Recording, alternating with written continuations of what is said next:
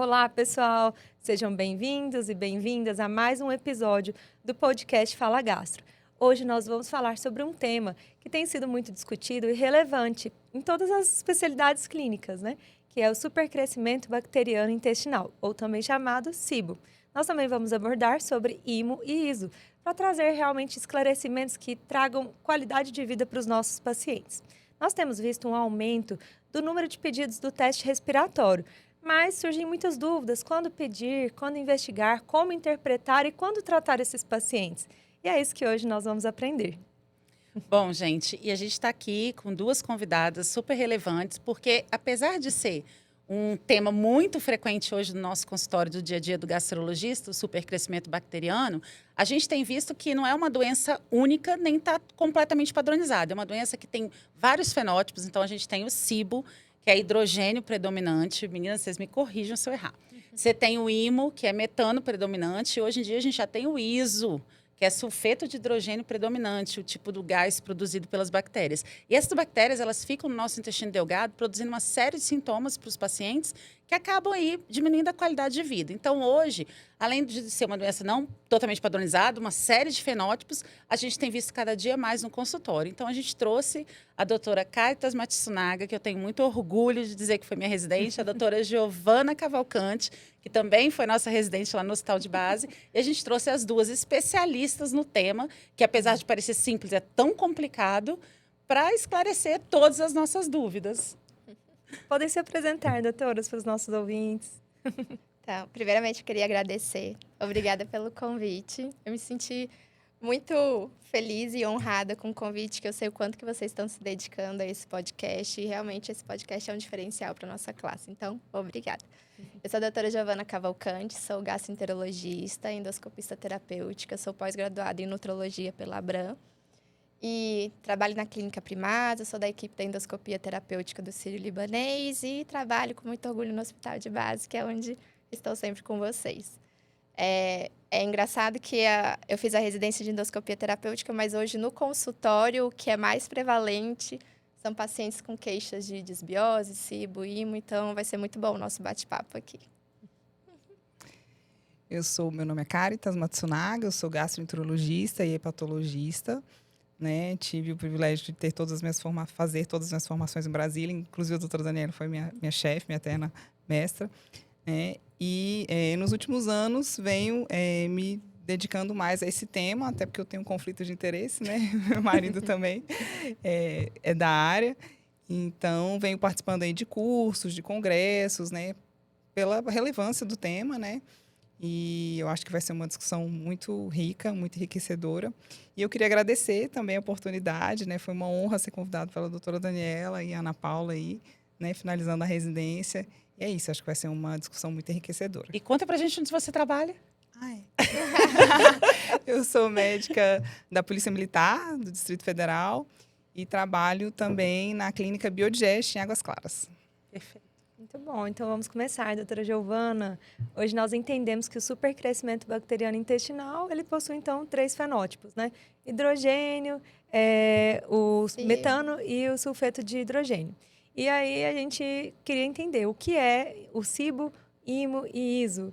Quais são os sintomas que esses pacientes apresentam e por que a gente tem visto um aumento, né, nos casos dessas desbioses? A gente pode falar assim, o termo leigo?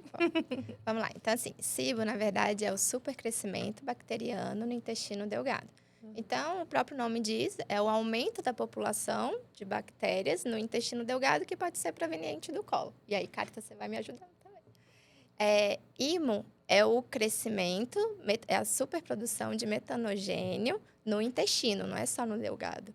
E quem produz isso são as arqueias. E as arqueias, antigamente, acreditavam que eram bactérias, mas não. São micro-organismos que hoje vê que não é classificado como bactéria, nem como fungo, e elas consomem o hidrogênio e produzem o metano. E o ISO é a superprodução de sulfeto de hidrogênio, que ainda está em estudo, ainda não tem diretrizes definidas, enfim, que a gente vai conversar sobre isso. Sintomas. O SIBO, geralmente, a gente tem mais gases, distensão, dor abdominal, flatulência excessiva. E uma característica mais comum é a diarreia, ok?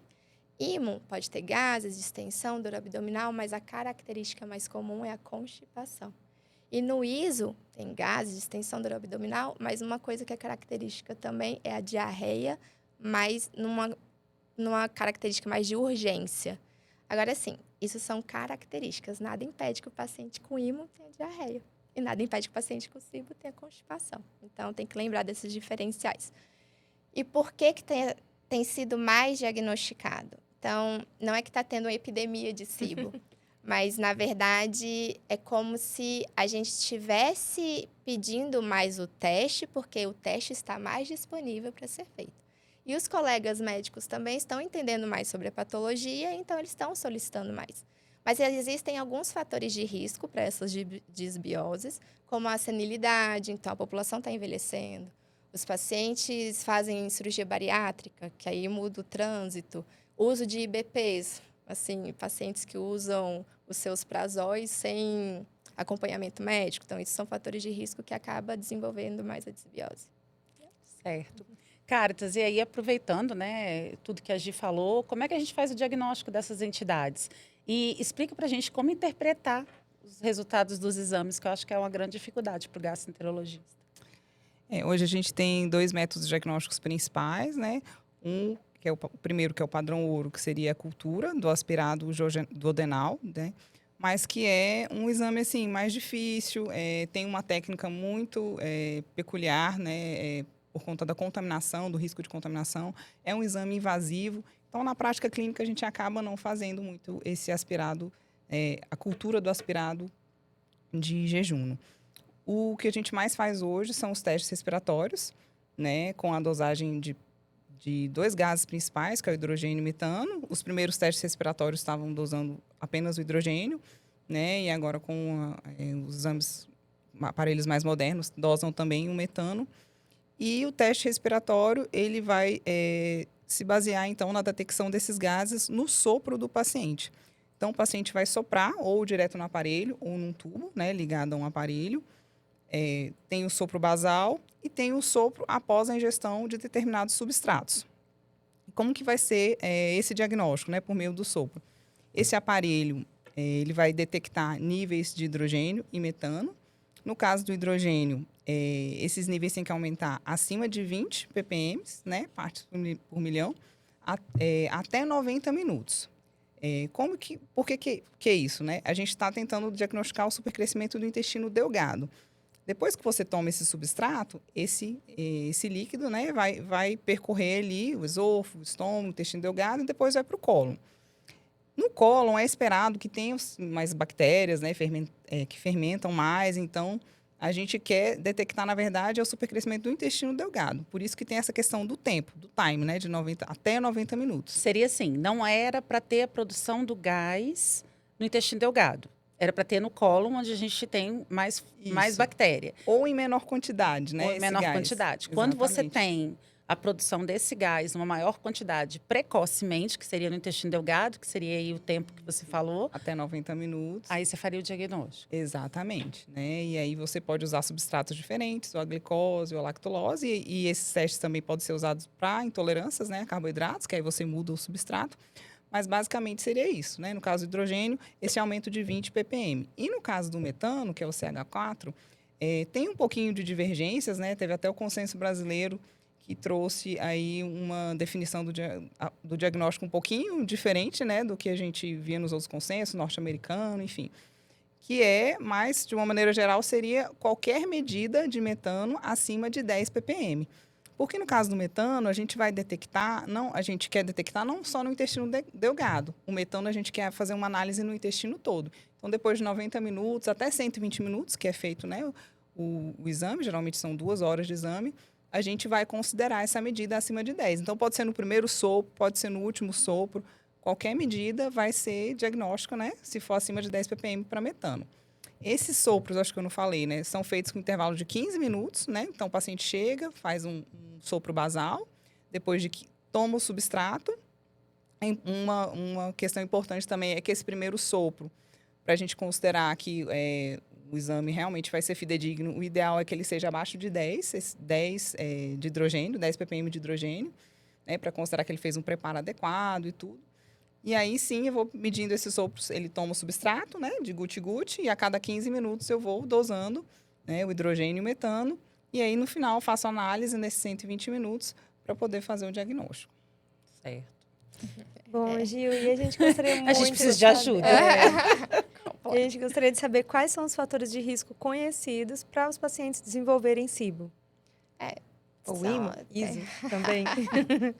Tem alguns, assim, tem alguns vários, mas os mais comuns são alterações que alteram a motilidade, doenças que alteram a motilidade. Então, por exemplo, é um paciente que tem uma diabetes que é associada a uma neuropatia, então altera a motilidade intestinal. Ou o paciente que faz uso de opioides, que também altera a motilidade, deixa mais lentificado. Lembrar dos pacientes que fazem uso dos análogos de GLP-1 e GIP, que está super na moda, que reduz, faz uma paresia e diminui a motilidade intestinal. Então, isso é um fator de risco para SIBO, IMO e ISO. Fatores anatômicos, alteração da anatomia. Então, o paciente bariátrico, ele tem uma grande chance de fazer uma desbiose. Pacientes com estenose, pacientes com doenças inflamatórias, então doença inflamatória intestinal, doença de Crohn, retocolite, doença celíaca, pacientes que fazem supressão ácida, uso dos IBPs, uso dos prazóis, gastrectomia. Então, são vários os fatores. Basicamente, o que é mais comum e mais associado é alteração de motilidade, alteração anatômica, supressão ácida. Isso que a gente sempre tem que lembrar. Tia, as Então, intolerâncias alimentares. a intolerância à lactose sempre pensam se pode ser um fator causal. Na literatura fala mais como um fator como consequência da SIBO. Então, assim, pode ser que a SIBO, a IMO e a ISO sejam causadores de uma intolerância transitória à lactose. A partir do momento que você trata essa desbiose, teoricamente, você melhoraria dessa intolerância. Certo? Até por isso que geralmente é o primeiro exame, né, que você tem que pedir, né, diante dessas queixas de extensão abdominal, diarreia. Às vezes você está ali na dúvida, né, não tem uma correlação clínica muito específica com a lactose. Ah, hora eu ingiro lactose, tenho sintomas, hora não. O ideal seria realmente pedir primeiro o supercrescimento bacteriano, né, o teste respiratório para SIBO, o que pode ser, como a gente falou, né, uma intolerância à lactose transitória, ele secundária a esse supercrescimento bacteriano, que uma vez tratado, o paciente vai poder ingerir lactose e não ter sintomas. E é muito importante, porque muitas vezes esse paciente fica taxado, né, como intolerante, nunca mais vou poder ingerir leite, nananã, sendo que, na verdade, é só um supercrescimento bacteriano. Então, é bom lembrar que é o primeiro exame, né, a ser pedido nessa sequência aí investigatória. Certo. Cáritas, e eu tenho uma dúvida. Você falou que tem que fazer uma medida do sopro basal para avaliar se o paciente fez um bom preparo. O que seria esse bom preparo para o exame? Outra dúvida que eu tenho. Até não sei quanto tempo atrás, aí a gente só tinha o aparelho que dosava o hidrogênio. Hoje nós temos o aparelho que dosa hidrogênio e metano. É importante que seja dosado esses dois gases logo no primeiro diagnóstico ou você pode dosar um ou outro? Como é que a gente faz isso? Vamos lá. Então, vamos começar falando do preparo. Muito importante essa pergunta, Dani, porque realmente o preparo é essencial para a gente fazer esse diagnóstico. Nas 24 horas que precedem o exame, o paciente precisa fazer um preparo que é basicamente restrito nos food maps. Né? Ele não vai poder ingerir carboidratos fermentáveis, frutas, de uma maneira geral, estão proscritas, sucos, fibras, de uma maneira geral, leguminosas. Então, eu até brinco com meus pacientes que às vezes é mais fácil falar o que pode comer do que o que não pode, porque é muita coisa que não pode comer. Né? Então, lá na clínica, a gente tem até um modelo assim, de cardápio, né, para os lanches e para as principais refeições. Mas, de uma maneira geral, é arroz, peito de frango, né, o pão de sal, mas sem o miolo, né? Não pode beber suco, como eu falei, não pode usar nenhum tipo de açúcar, adoçante não pode, né? Não pode tomar café, porque é um procinético também. Então, assim, é uma dieta bem regradinha, a comida não pode ser temperada nem com alho, nem com cebola. Então, se o paciente não dá para comer fora de casa, né? A gente já tem que orientar, na véspera você vai ter que comer comidinha preparada em casa, porque comida fora sempre é temperada, né? Com alho e cebola. Então, todas essas medidas vão garantir que esse paciente chegue lá para um sopro basal sem fermentação. Por que isso? Porque se esse paciente comer um monte de coisa que fermenta no dia anterior, com o jejum, o que é esperado? É você ir diminuindo essa fermentação, os gases irem diminuindo. Agora, se ele comeu muito, aí ele chega lá, já chegou alto. Aí ele tem uma tendência a diminuir, porque ele vai em jejum, outro item do preparo é o jejum, depois que ele fez toda essa dieta na véspera, ele tem que fazer o jejum de 8 a 12 horas. e ainda fazer um bochecho lá na hora com clorexidina, 10%, né? Para diminuir a influência da microbiota da boca, né? Porque a gente sabe que tem bactérias aqui que também produzem gases. Então, a gente pede para pacientes com dentes fazer o bochecho em casa, mas lá na clínica, por exemplo, a gente sempre faz o bochecho também na hora do exame para garantir que essa microbiota oral não influencie tanto. E aí, se o paciente não faz a dieta adequadamente, com o jejum a tendência vai ser cair esses gases. E chega lá, ele toma o substrato, que eu até brinco também, falo, é a comidinha das bactérias. Agora a gente vai dar a comidinha das bactérias para a gente ver se os gases vão aumentar. Aí ele vai ficar numa tendência a diminuir pelo jejum e uma tendência a aumentar. Então, esse resultado aí pode ser meio errático, né? Essa curva pode ser meio doida. Então, por isso que a gente preconiza que o paciente faça toda essa dieta e o ideal é que essa primeira medida seja abaixo de 10 ppm.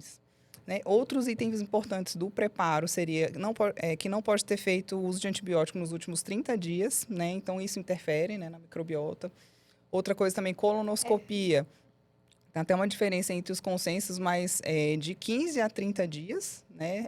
No máximo, tem que dar esse intervalo mínimo aí, na verdade, né? Então, tem que ter pelo menos 15 dias da colonoscopia. Eu não posso fazer colonoscopia na semana seguinte já fazer o teste respiratório, porque vai influenciar, né? Esse preparo, esses laxantes que o paciente toma, né? Para fazer a colonoscopia, modifica um pouco a microbiota. E o que mais? Basicamente é isso. IBP não influencia, não precisa suspender. Procinético a gente pede para suspender uma semana antes. Laxante também, de uma maneira geral. Análogos. Os análogos de LP1 seguem aquele critério até da endoscopia, de 14 a 21 dias, né? De 2 a 3 semanas é o ideal também. Eu prefiro suspender por 3 semanas, acho que é mais garantido. Porque influencia muito, né? A questão da motilidade. Mas é isso. Esse é o preparo de uma maneira geral. As medicações que não podem ser usadas, né? A dieta, que é muito importante, né? E a outra pergunta era se metano, hidrogênio... Ah, sim, o ganho, né? Inclusive, no consenso norte-americano, ele já preconiza que todo paciente que chega com essas queixas que a gente falou, né?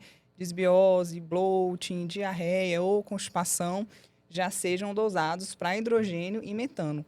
Porque o metano, ele traz um ganho muito importante no diagnóstico. Ele pode aumentar aí de 15% a 20%, né, nesse ganho diagnóstico. Então, se você não dosa o metano, já é um exame limitante, digamos assim. A gente já está dosando só 2 gases, né, ou um só. Quanto menos coisa você dosa, mais restrito vai ser esse diagnóstico. Né? Então, assim, é um tema que vem sendo muito estudado. Já está surgindo um novo gás a ser dosado, que é o sulfeto de hidrogênio. Então, tudo isso vai enriquecendo o nosso diagnóstico. Então, pacientes que a gente não tinha condição de saber o que ele tinha, de fazer esse diagnóstico, a gente está tendo condição de realmente diagnosticar. Então, é muito importante. Se você tem condição, né, de aumentar esse espectro aí de detecção desse supercrescimento bacteriano, é muito importante. Principalmente na questão, né, aí da constipação, o paciente que já tem um quadro clínico mais de constipação, que a gente vai pensar mais no metano mesmo. Bom, e a gente tem visto alguns profissionais, não é de hoje, né? Uma coisa já antiga, que solicitam o teste de Indica. E aí a gente queria entender, existe espaço para esse teste realmente no diagnóstico de supercrescimento bacteriano?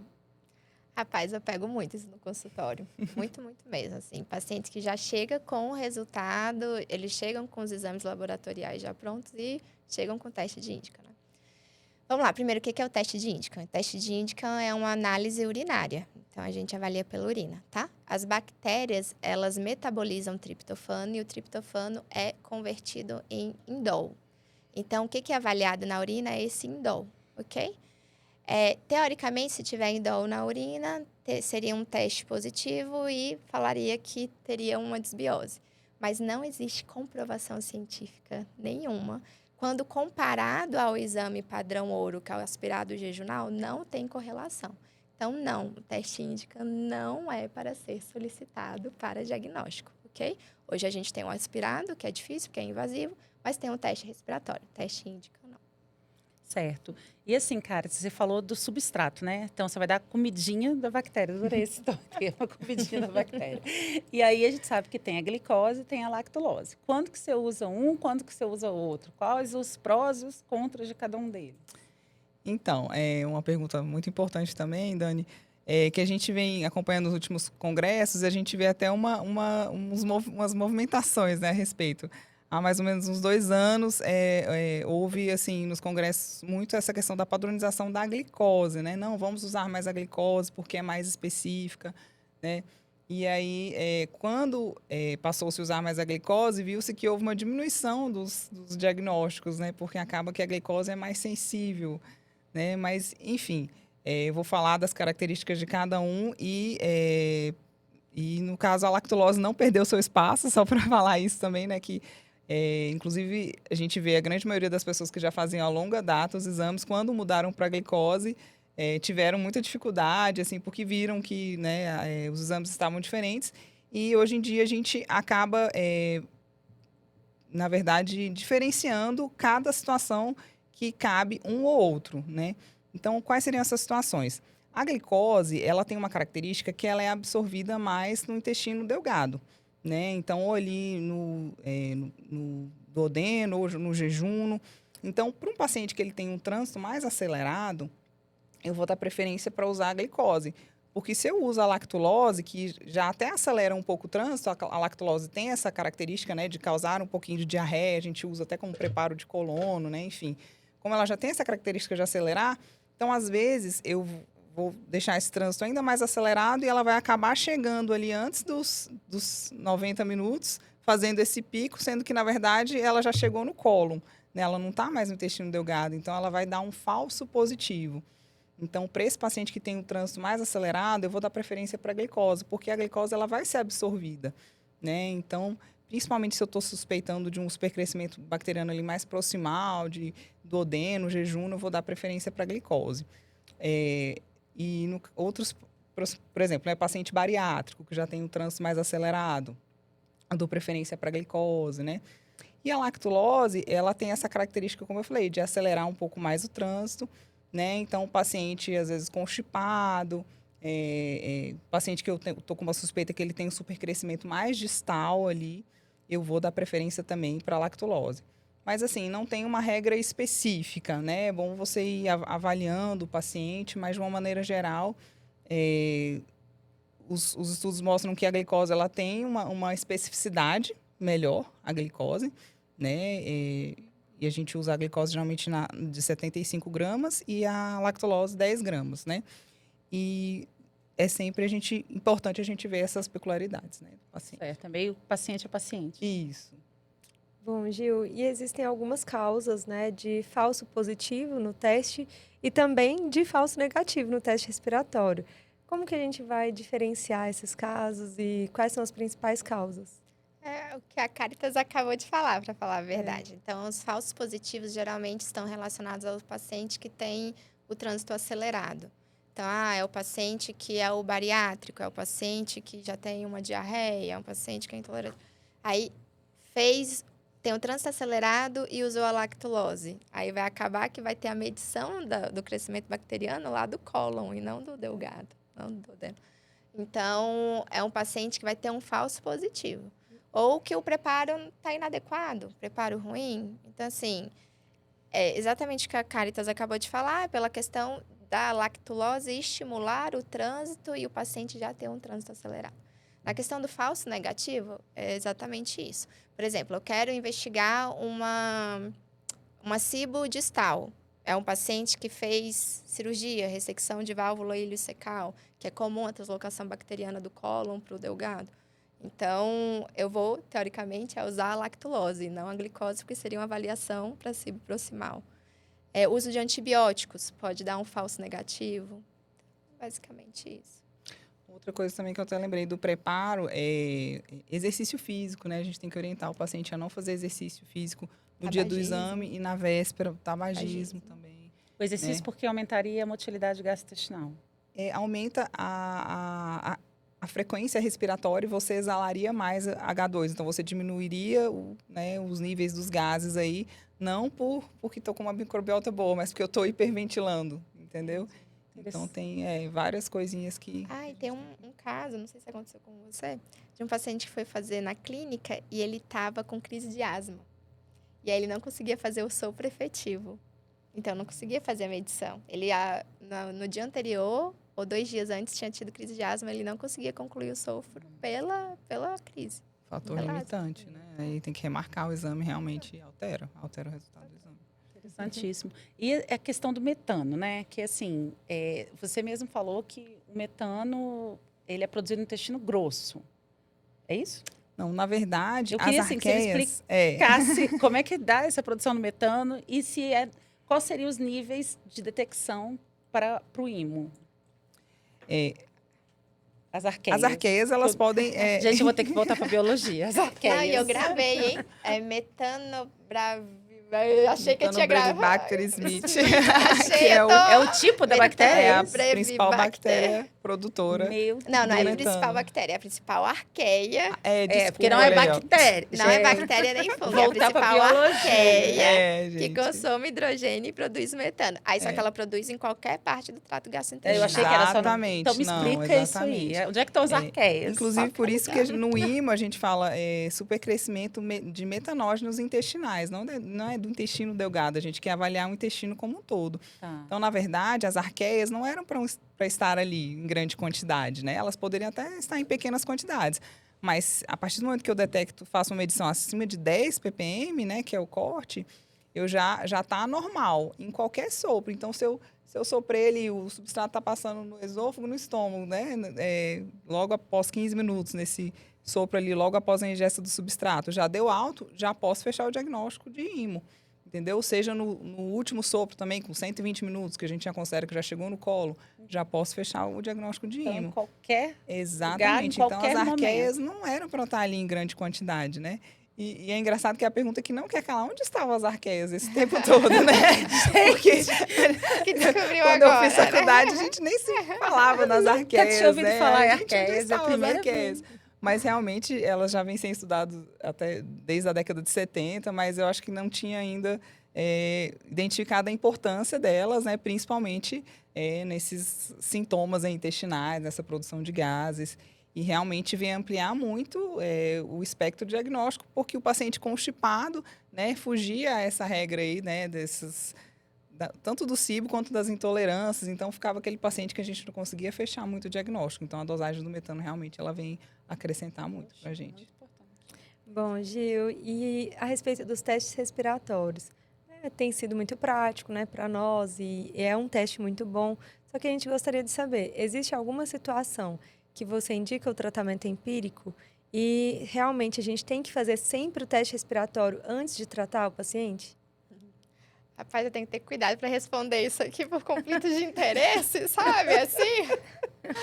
Mas não, o que acontece? Assim, a realidade infelizmente, não é em todo o Brasil, em todos os locais, que a gente tem o teste respiratório, né? Então, para esses pacientes, nestes locais, acabam que o tratamento vai ter que ser empírico pelo quadro clínico do paciente. Mas para o paciente, para o médico que tem ali ao seu alcance o teste respiratório, é muito melhor fazer o teste respiratório, porque você vai poder fazer o diagnóstico assertivo, o tratamento guiado.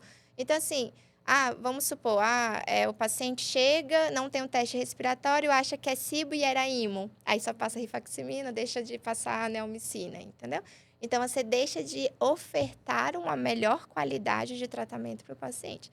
Então, tem a possibilidade de fazer um teste respiratório? Faça. Não tem, o paciente está extremamente sintomático? Tem que tratar. Então, vai tratar empiricamente. Gi, tá coçando aqui para fazer uma pergunta que eu não sei nem como é que eu faço a pergunta. Tem que analisar, assim, para não ficar feio. Então, vamos lá. O tipo... Você já está rindo, né? O tipo do gás eliminado, vamos dizer assim, exalado. O flato. Por baixo. Por baixo, né? Mas fala logo o PU. Tá, O PU é isso. pedido. O tipo do gás interfere no cheiro do flato? Interfere. A minha preocupação é responder isso e o paciente chegar no consultório e falar: doutora, sente aqui meu cheiro, vamos ver qual é. Pô, além de ver a foto do cocô, A foto do cocô não vai bastar. Agora vai ter que chegar no consultório e sentir o cheiro. Meu Deus. Doutora, só um minuto. Vê se esse daqui é SIBO, IMO, ISO. Isso! Não, Então, gente, não dá ideia. Na verdade, Dá assim... ideia. Meu Deus, daqui a pouco chega desse jeito. Então, na verdade, assim, na literatura não fala isso, né? Que determinado cheiro vai ser o SIBO, o IMO, ISO. O que eles falam é que Quando é a ISO, então tem um cheiro do sulfeto, tem um cheiro de enxofre. Então é um pum muito mais fedido. Então é aquele pum que o pessoal fala assim, que arde o olho, entendeu? Que arde a respiração. É esse pum. É O pum isso, sofrido é, teoricamente, da ISO. Não tem descrição em relação a SIBO e IMO. Mas em relação a ISO, eles falam que é esse pum mais fedorento mesmo, galera. É real Gente, isso. vamos começar a dosar logo esse sorvetinho. Já fica a ideia aí pro seu marido desenvolver o teste, né? Por baixo também. Não, mas já está sendo desenvolvido, gente. Nos próximos meses já vai estar sendo lançada a dosagem de sulfeto de Isso, hidrogênio. Porque assim, agora vai ser assim, Vamos. olha, eu não fiz o diagnóstico de hidrogênio e metano, mas meu pum Meu é muito... pum é um cheiro infernal. É isso. Vamos salvar os casamentos, gente. Vamos fazer Teve mais algum diagnóstico. caso de casamento encerrado Ou por que você isso. salvou um A casamento, mulher levou né? e falou, Assim. resolva o meu problema. Cara, chegou o paciente no consultório, desesperado, falando que, cara, o marido ia pedir separação, porque não tava dando certo, não, era Gente. insuportável. Tadinho, mas deu certo! E Você aí, conseguiu. tratamos, tá tudo certo, galera, tá todo mundo bem, alegre, contente, feliz. Salvou o casamento. Gente, olha aí. Não, e agora, sim, essa pergunta eu queria fazer a você, e eu tinha pergunta para a Caritas. A Caritas foi minha residente de hepatologia em 2015, eu era supervisora da residência, e aí eu tive o prazer de ter a Caritas como minha pupila, né, como minha residente. E aí, agora, eu quero saber se existe alguma relação entre SIBO, desbiose e MESELD. Se tem algum estudo sobre isso, que é a explicando, né? Que é a doença hepática gordurosa associada à síndrome metabólica. Tem alguma coisa? Tem, Dani. Inclusive, a hepato, né, sempre aparece, né, nas discussões. Adoro. Ela não quer te abandonar. Adoro. E realmente ela tem sim uma correlação, tá, com a SIBO. Inclusive, tem um estudo que fala que os pacientes com MESOD, eles podem apresentar até 4 vezes mais chance de apresentar SIBO do que a população normal. E como Né? que você explicaria isso? Então, seria uma causa multifatorial, né? Mas realmente a questão, inclusive, ela pode agir como causa e consequência também. Achei muito interessante que a própria SIBO, uma vez presente, ela pode piorar, inclusive, também a doença hepática, causando assim inflamação, né? Por conta da translocação bacteriana, que aquelas tight junctions, que é as junções apertadas, elas vão ali abrindo um pouco mais. Seria uma piora permeabilidade intestinal. Aquela barreira intestinal não vai ter mais. Então, isso pioraria a inflamação da doença hepática também. Então, é uma via de mão dupla, né? Então, a questão da própria intolerância à glicose, da obesidade, tudo isso seriam fatores também que já envolveriam em motilidade intestinal, né? Então, tudo isso também predisporia esse paciente a ter supercrescimento bacteriano. Então, inclusive, para a gente ficar atento, claro que tem que ter sintomas, né? Não é qualquer paciente com MESOD que a gente vai investigar, mas, inclusive, que essa associação é maior com o paciente com MESH, o paciente que já tem inflamação, estatohepatite, exatamente. O paciente já está com o fígado inflamado, é maior ainda essa relação com o SIBO, né? Então, a gente ficar atento ali, né? Porque muitas vezes também a gente vê que sobrepõe os sintomas. Às vezes o paciente chega ali com um pouco de náusea, com empachamento, queixas mais dispépticas. Aí quando você vai examinar o paciente, você vê a barriga daquele tamanho, cheia de gases. Ah, você também tem gases? Esse paciente nem refere, né? Ah, doutora, que esquece de falar. Então, assim, diante desses sintomas, desses sinais, né, no exame físico também, no paciente com MESOD, vamos acender a luzinha aí para a gente investigar a SIBO, né? Pedir o teste respiratório, enfim, e tratar esse paciente, né? Que realmente vai dar uma qualidade de vida e até o prognóstico da doença, que a gente vê que pode é menos ter relação. um fator Tem muita coisa ainda inflamatório aí que vai piorar esse estado de inflamação do corpo dele como um todo, né? E que pode piorar a doença hepática. Então, mais uma situação aí pra gente... Sabia que o fígado não ia te abandonar. Ai, pobre coitados, meu Deus. Bom, e a gente gostaria também de saber agora como seria o tratamento dessas condições de supercrescimento bacteriano. Existe uma droga que é melhor do que a outra? Como que é? O que as diretrizes falam, né? Os guidelines? Que para SIBO a gente pode usar rifaximina, quinolonas e metronidazol. O que é mais utilizado? Rifaximina. Por quê? Porque ela não tem absorção. né? É como se fosse, assim, uma ação local ali na mucosa intestinal mesmo. Então, é um antibiótico que tem menos efeito adverso. Então, a dose geralmente que é utilizada é de 550 miligramas, de 8 em 8 horas, podendo ser feita de 10 a 14 dias, mas a maioria acaba fazendo por 14 dias. No caso da IMO, eles falam da associação de rifaximina com neomicina, que isso teria um melhor resultado. Lembrando que a neomicina teria que ser manipulada. E lembrando que a neomicina tem uns efeitos adversos que deixam a gente um pouco assustado, que é a ototoxicidade, a nefrotoxicidade, o cuidado de usar em pacientes idosos, e o fato de ser idoso é um fator de risco para ter cibo e ISO. Então, a gente tem que lembrar disso, tá? Para ISO, ainda não tem guideline, ainda não tem diretriz. Então, comentam que muito provavelmente vai ser usado o mesmo tratamento que o IMO. Então, rifaximina e neomicina. Mas muito provavelmente vai sair logo em breve algum tratamento específico para isso, igual saiu para os outros. Mas os pacientes têm uma boa resposta. Então, é fazer direitinho. E aí, aproveitando, né? Além do antibiótico, Cáritas, você usa o probiótico? Tem alguma comprovação científica? E, assim, eu li alguns estudos falando da N-acetilcisteína, o NAC, né? Que agiria aí melhorando a ação do antibiótico. Eu queria que você explicasse também se tem algum papel. É muito legal sua pergunta, Dani. E, assim, realmente não tem um consenso sobre os probióticos, né? Mas a gente tem algumas tendências, né, a se usar. Inclusive, no consenso brasileiro, ele fala que pode ser benéfico, você pode fazer o uso de probióticos, mas não especifica muito, né? E acaba que a gente tenta individualizar, né? Tem algumas cepas, né, que são as mais estudadas, a gente sabe que tem uma associação benéfica, mas eu vi umas particularidades que é até importante a gente vê a necessidade cada vez maior da gente tentar individualizar, né, para cada paciente. Não acaba não sendo uma receitinha de bolo que a gente passa para todo mundo. Mas, por exemplo, eu vi estudos sobre cibo, que associou o Saccharomyces boulardii e teve benefícios, os pacientes melhoraram, né, inclusive sintomas, enfim. E já no sulfeto de hidrogênio, a gente percebe que pode ter uma piora, né? Porque o Saccharomyces boulardii, ele fermenta mais no ambiente com o sulfeto de hidrogênio. Então, assim, a gente já não vai usar Saccharomyces boulardii no paciente, né, que chegou lá falando que arde o olho, né? Que solta pum e arde o olho. Fica o alerta, galera. Não, vamos tentar não usar. E aí, qual Exatamente. seria nesses casos?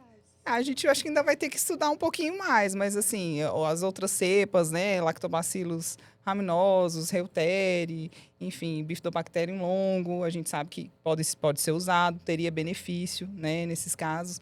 Mais especificamente, Saccharomyces no sulfeto de hidrogênio, né, o estudo que eu vi fala que era bom evitar, né, que ele fermentaria mais. Mas já na cibo tem espaço. Né? Então, assim, a gente percebe que o quanto a gente ainda está engatinhando, né, nessa questão da microbiota. A gente vem aprendendo, estudando cada vez mais. Eu acho que são muito enriquecedoras essas discussões, todos esses trabalhos estão sendo publicados, mas ainda tem muito que crescer, né? A gente ainda tem muito que realmente entender sobre esse mundo aí da microbiota. E aí, aproveitando de você entrar no NAC, eu tenho uma dúvida, né?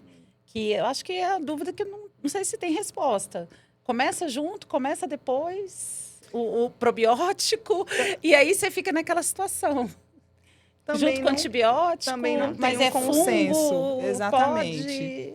Quando eu uso Saccharomyces boulardii, né, especificamente, eu geralmente começo junto com o antibiótico, porque realmente o antibiótico não vai ter tanta ação, porque é uma levedura, é um fungo, né? Então, eu não vou estar matando aquele probiótico ali. Mas, geralmente, quando eu uso essas outras cepas, a tendência que eu tenho é usar na sequência. Então, eu uso 14 dias de antibiótico, né, como a gente falou, e aí no 15º dia eu entro com um probiótico. Eu não tenho consenso, né, de duração, fala que pode usar por 2 semanas até 2 meses, né, de 7 a 14 dias ou até 2 meses, você poderia prolongar um pouco o uso desse probiótico. Mas uma coisa assim, que eu acho importante é estar atento aos sintomas dos pacientes, né? Como, por exemplo, eu já tive paciente que, né, tratei com probiótico e ficou muito bem. Já teve paciente que falou, doutor, eu estava bem. Quando eu comecei a usar o probiótico, estufou tudo de novo. Mas não, vamos suspender esse probiótico não está legal. Então, infelizmente, hoje acaba sendo assim, tentativa e erro, a gente, né, tem alguns estudos, tem algumas inclinações, mas não é um consenso, né? Os consensos, eles não são, assim... Não fala relato sobre né, probiótico, eles não Não fala E a qual tipo, qual N-acetilcisteína, período. o que vocês falam? Então, a N-acetilcisteína também, acho que foi até no DDW do ano passado, teve um trabalho do Dr. Pimentel que foi muito comentado, né, que mostrou que tinha um benefício, porque a N-acetilcisteína é um mucolítico, né? Então, assim, ela destrói o muco. E a gente sabe que as bactérias, as arqueias, enfim, né, elas ficam muitas vezes ali nesse biofilme, do muco, né? Então, assim, mostrou-se, né, que uma vez que você toma a N-acetilcisteína 30 minutos, 1 hora antes do uso do antibiótico, principalmente a rifaximina, né, que ela não vai ser absorvida, ela tem uma ação ali só na luz intestinal mesmo, você facilitaria a penetração desse antibiótico e a efetividade, né, desse antibiótico. Realmente ele teria uma ação mais efetiva, né, no controle dessa população bacteriana. Mas eu vi também uma coisa curiosa no sulfeto de hidrogênio, é que, inclusive, o uso crônico de N-acetilcisteína é uma das causas de supercrescimento, né, de ISO aí, né? Superprodução de sulfeto de hidrogênio. Então, assim, acaba que a gente não tem ninguém que é só mocinho e só bandido, né? E nessa situação a gente tem que individualizar, né? O que tem sido feito por alguns colegas, mas é isso, na tentativa de fazer dar certo, é para aqueles pacientes que têm contraindicação ao uso da neomicina, que tem o medo dos efeitos adversos, é passar o NAC. Aí, geralmente, passa 2 vezes por dia. 30 minutos a 1 hora antes da rifaximina. E aí, usa a rifaximina. Mas é tudo muito ainda... tentativa assim, e erro. Vamos ver se vai dar certo. Não, as evidências científicas não são... Mas já vai sair muita coisa, tá? Muito em evidência. Já os estudos andam. Bom, e a gente gostaria muito de saber quanto tempo que vai durar o resultado, né, desse tratamento que nós vamos fazer para o paciente e se é comum ter recidivas. Então, tcharam, é a mesma coisa. Não tem estudo falando. O tempo do tratamento, quanto que dura, varia muito de paciente para paciente. Então, tem paciente que, cara, na primeira semana ali do antibiótico melhorou, tá zerado, não sinto nada. Doutora, obrigada, você me curou. Tem paciente que toma e vira e fala, não mudou nada a minha vida. Daqui a 2 semanas, ele manda mensagem, cara, tô curado. Entendeu? Então, assim, não tem na literatura falando, vai ser no período do antibiótico, vai ser tantos dias após o tratamento. Não tem. Depende também muito do fator causal. Lembre, SIBO e ISO é o diagnóstico final. É algo que a gente sabe que tem ali, faz o teste respiratório, diagnostica, a gente trata. Mas o que provocou a SIBO e ISO? Entendeu? O que está fazendo isso? A gente tem que entender o que está fazendo para tratar isso também, para evitar que o paciente tenha recorrência e para fazer com que o tratamento dele seja mais efetivo. Então, se for um paciente que é diabético, está super descompensado, tem neuropatia, o ideal é controlar essa diabetes para fazer com que o tratamento seja ali efetivo logo após o tratamento de fato. Porque se ele continuar super descompensado, quando que vai fazer efeito esse tratamento, entendeu? Então, são vários fatores que ficam ali associados. Não é só o antibiótico, é tudo que vem por trás. E quanto tempo? O que a literatura fala das recidivas? Em 3 meses, cerca de 12% dos pacientes têm recidiva. Em 6 meses, cerca de 27% dos pacientes. Em 9 meses, cerca de 43% dos pacientes. Então, é algo que o paciente trata e tem grande chance de ter de novo. Mas por quê? Justamente por isso. Tem que tratar o fator causal. Você descobriu ali o final, o diagnóstico final. É SIBO, IMO e ISO. Mas o que está provocando a SIBO, IMO e ISO? É você que usa o IBP 40mg todo dia há 15 anos? Então, vamos tirar. É você que tem a cirurgia bariátrica, que é um fator intrínseco com o que vai fazer. Já fez a bariátrica, já teve alteração anatômica, entendeu? É você que usa análogo pro resto da vida. Você que tá ali no Monjaro, e tem que usar mesmo, porque a obesidade é uma doença crônica e precisa de tratamento. Então, assim, são vários os fatores causadores para SIBO e ISO. E muitos não podem ser retirados. Exatamente. E aí a gente fica ali tateando. A gente vai sempre, puxa a cordinha, puxa do outro lado e... segurando o pratinho. Exatamente. Falou do paciente diabético, às vezes é muito comum insuficiência pancreática exócrina também, né? Então, você tem que tratar a insuficiência pancreática exócrina. Se você não der enzima para esse paciente, não adianta, ele vai continuar fermentando. Você controlou ali a população de bactérias, deu antibiótico, mas ele não produz as enzimas pancreáticas, então vai continuar E aí, fermentando. quem veio primeiro? E aí, muitas vezes a gente nem sabe responder essa pergunta. É o ovo ou a galinha, O ovo né? ou a galinha. É a SIBO que está provocando a insuficiência pancreática exócrina, que pode provocar. E a insuficiência pancreática exócrina piora a SIBO também. Então, assim... Cáritas, e uma dúvida que a gente fala de futuro em supercrescimento bacteriano é muito futuro pela frente, porque a gente está Tem muito começando, chão. né, a entender melhor. Mas eu queria saber se você acha que o sequenciamento da microbiota intestinal, no futuro, vai aí tomar o lugar do teste respiratório.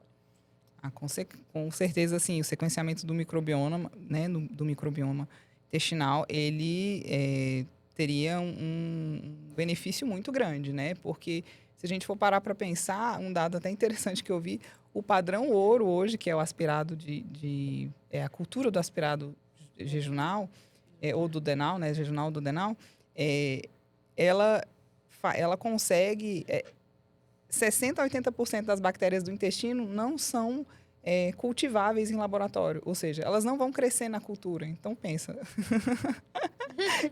Então, é um teste muito falho, se você for pensar. Isso é porque é o padrão ouro. Então, assim, eu não tenho meio de crescimento para botar essas bactérias para crescer ali. Então, o tanto de bactéria que eu estou... Perdendo. Exatamente. Estou simplesmente ignorando, que podem ser a causa do meu problema. E eu não estou nem colocando elas para crescer no meio de cultura, entendeu?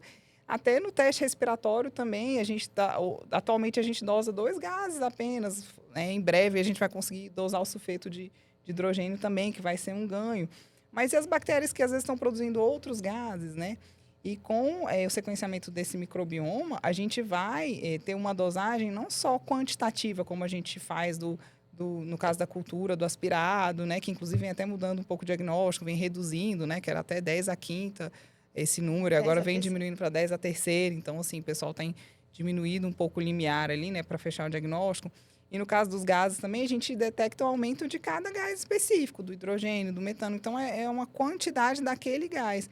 Mas e os outros gases que estão produzindo? Muitas vezes eu não estou nem detectando. Então, no microbioma, eu vou saber exatamente, eu vou dar nome a todas essas bactériazinhas, arqueiazinhas. Imagina quantas tem ali, quantos subtipos. Então, eu vou ter uma análise mais qualitativa mesmo, de quais as bactérias. E aí sim, eu vou, imagina, saber todo o microbioma da Agi, meu, seu, da Acho que o microbioma vai praticamente ser quase um estudo genético assim, do nosso intestino. Exatamente. Então, seria algo, assim, muito promissor, que traria informações que, com certeza, hoje são negligenciadas, né? Certo. Bom, e a nossa mensagem final hoje vai ser um pouquinho diferente. A gente gostaria de saber de vocês duas qual o maior erro dos gastroenterologistas a respeito da SIBO e também qual o maior mito que está envolvido em todas essas doenças, né? Para mim, o maior erro é o paciente chegar com as queixas no consultório, falar que está com gases, com distensão, com dor abdominal, com diarreia, ter um fator de ansiedade por trás, ter um fator de estresse. Eu brinco no consultório que todo mundo que tem boleto para pagar e filho para criar é estressado. Pode ter um fator de ansiedade. Porque a vida hoje é assim, né? Só que... Ana Paula está começando. Calma, amiga, não se assuste. Então, assim, mas eu acho que o maior erro é o profissional médico não querer investigar e inferir que isso é só por um quadro de síndrome do intestino irritável, só por um quadro de estresse e ansiedade. E aí fica o pobre do paciente taxado com esse diagnóstico, lá tentando o tratamento de síndrome do intestino irritável, enquanto poderia fazer o outro tratamento que daria uma qualidade de vida superior ao paciente, entendeu? Então, acho que assim, o maior erro é não escutar o paciente, não entender a real queixa e não ter a vontade de ir ali investigar a fundo, bater o martelo já que, não é síndrome do intestino irritável, então remédio de ansiedade aqui, tá tudo beleza. E não é, tem que investigar. E graças a Deus tem um teste respiratório e vai melhorar ainda mais esse diagnóstico, vai melhorar ainda mais os estudos, o tratamento. Então, não ter não é preguiça, mas é não encarar. Negligenciar, né? Negligenciar os sintomas, exatamente. E o mito é justamente o contrário, é o inverso. É não acreditar que tudo na vida é SIBO, porque hoje está na moda. Então, assim, caiu o cílio do olho é SIBO, é desbiose. Nossa, eu tô com dor no ouvido, é SIBO, é desbiose. Não é assim também, né? SIBO, desbiose, ISO, não é a causa do universo para tudo. Lembrar que existem outras patologias, então eu não sei. Vai que o paciente tem um hipotiroidismo, está descompensado, e por isso que tem, sei lá, alteração Como do é que hábito chama? Brain intestinal. fog, né? Que o O povo... brain fog. Assim, o brain fog pode ser consequência de várias coisas, né? Então, é exatamente o inverso. É não acreditar que a disbiose é causa de tudo. Lembrar que existem outras patologias que dão sintomas extremamente semelhantes. Eu concordo você, com a cara. Gi, eu acho que, assim, o pior erro também, atualmente, eu vejo, assim, uma leva de pessoas que não são gastroenterologistas, muitas vezes, não estudam o assunto e quererem se aventurar, né, nessas terras que já não estão muito, Não é fácil. muito planas, digamos assim, já estão, né, cheias de montanhas aí e pessoas que não estão, né, estudando, não quererem se aventurar. Então, assim, acho que a gente tem que seguir os protocolos que a gente tem, seguir os consensos, principalmente na execução do teste respiratório. A gente tem aí um equipamento, um recurso, né, muito interessante, mas que tem que ser bem utilizado. Né? Então, o paciente tem que fazer preparo, senão esse teste não vai poder, né? A gente não vai ser confiável esse exame. A gente tem que saber interpretar essas curvas desse teste.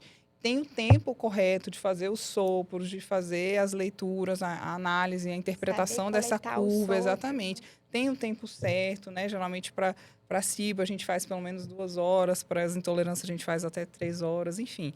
Tem a maneira correta de realizar o exame, não é assim, e de interpretar também. Então, eu acho que, assim, se você quer se aventurar por essas terras, né, você precisa se dedicar ao assunto, estudar, que é muito importante, né? Senão vai fazer besteira. E em relação ao maior mito, eu acho assim, é aquela velha história, né? O paciente quer só tomar a pílula mágica. Cadê meu antibiótico para eu controlar meu supercrescimento bacteriano e ficar bem para sempre? Felizes para sempre. Não é assim. A Gi falou que tem uma taxa de recorrência alta. Então, a gente que está acompanhando esse paciente é um desafio também. E a gente tem que estar o tempo inteiro vendo, mexendo nesse equilíbrio. Esse equilíbrio inclui dieta, atividade física, o que esse paciente está comendo, né? Então, não adianta eu tratar o paciente, passar um antibiótico e ele se empanturrar de coisa que não presta, porque essa questão do SIBO, exatamente, a dieta influencia muito. Né? Então, assim, os hábitos de vida, atividade física, se tem esteatose hepática, se não tem. Então, assim, a gente viu que é muita coisa que a gente tem que avaliar. Controle do diabetes. Exatamente. Então, assim, essa questão do teste respiratório está trazendo uma maior quantidade de diagnósticos, né? Até a pergunta da Ana, né? Não se sabe exatamente porque era negligenciado, enfim. Mas a gente tem que saber o que fazer com essa informação, né? Então, assim, a gente não é só passar um antibiótico e tratar, a gente tem que tratar as outras coisas, os fatores de risco associados. Então, senão o paciente vai continuar tendo recorrência, né? Dá-lhe antibiótico. Dá-lhe antibiótico. Gente, assim, eu só posso agradecer, né? Porque, para mim, foi um crescimento imenso, porque a gente está vendo no dia a dia o que chega... Eu sou hepatologista, né? Mas eu atendo gastrologia. E o que chega na gastrologia, vamos dizer assim, que hoje em dia é muita queixa dispéptica associada a bloating, né? A gases. E aí, diarreia, constipação, às vezes só gases. E assim, o dia a dia do meu consultório, nesse papo, melhorou muito. Eu acho que eu aprendi demais. Só tenho a agradecer a Cáritas, a Giovana, por terem trazido tanto conhecimento para esse nosso bate-papo hoje.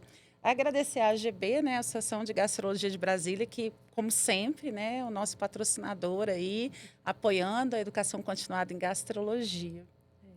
E agradecer aos nossos ouvintes, né, que estão aí escutando a gente. Bom, e nós queremos lembrar que o podcast Fala Gastro, ele está nas plataformas Spotify, YouTube e também tem a nossa rede social, Instagram. Então, se você gostou desse episódio, compartilha com seus colegas, com seus residentes, se você é preceptor, com seus amigos. Curtam o episódio lá no YouTube, também no nosso Instagram. Estejam acompanhando para não perderem as novidades, né? Em março, nós aguardamos vocês com um episódio especial do Março Azul, que é o mês de prevenção do câncer coloretal. Um abraço. É isso aí, pessoal. Muito obrigada. Tchau, obrigada. Obrigada.